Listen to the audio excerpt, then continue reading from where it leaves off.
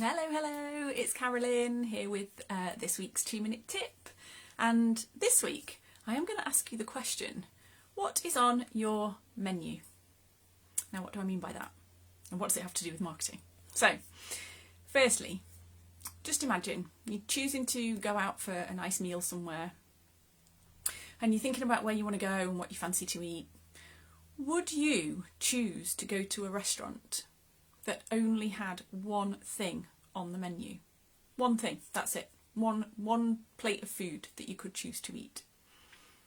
I would imagine most of you are sat there going, no, of course not, Carolyn. Of course I wouldn't. I want choice. I'm not going to turn up at a restaurant and eat the only one thing on the menu. You turn up at a restaurant, you expect to be able to look at a menu, don't you? Depending on how hungry you are, depending on what you're in the mood for, depending on what your budget is that you're planning on spending on your food for that day. You expect to see a menu that's perhaps got some light bites or some starters on it. You expect to see some main courses. You know, they cost you a bit more, but they're a bigger meal, you're more full afterwards. And you perhaps even expect some meal deals, don't you? You know, that 2 courses for something or 3 courses for something if you're feeling really hungry and you really want to have a good meal. Now, again, what's this got to do with your marketing? The reason I'm making this analogy is to say the same is true of the way you market your business.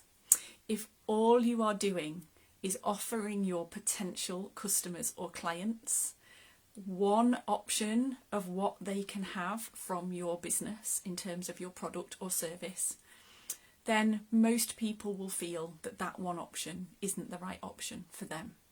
So if you're only offering the ability for somebody to come and experience your service in one way or at one fixed price point, then it won't suit most people.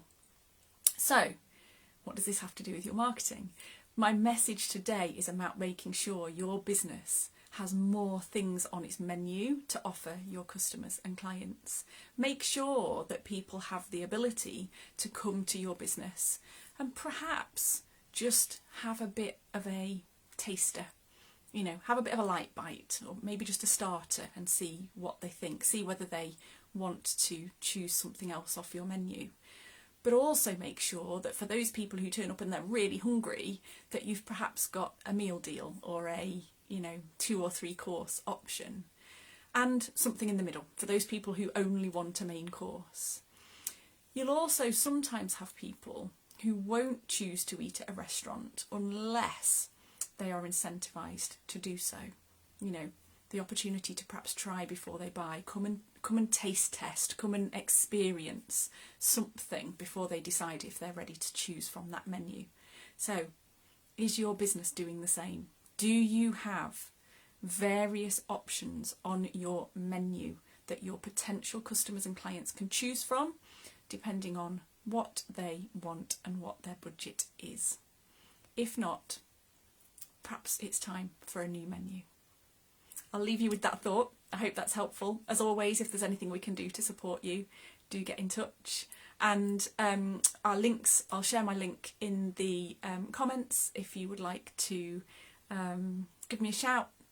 I'll also be hosting a web class later this month, a free web class where you can come and hear about some of the other more common marketing mistakes that micro business owners make and how to avoid them. If that sounds useful for you, by all means, register your place for that class and we will see you there.